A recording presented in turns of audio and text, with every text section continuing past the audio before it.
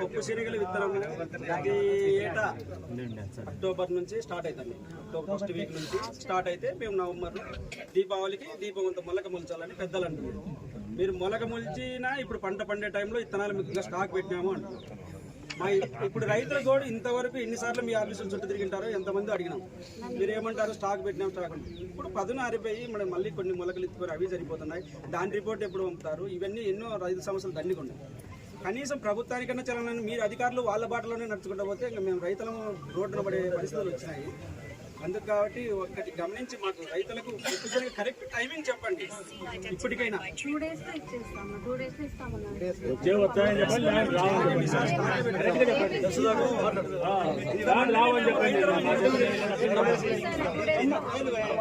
Madam మీరు వైఎస్ఆర్ ప్రభుత్వంలో మీరు అధికారిగా చూసినారు.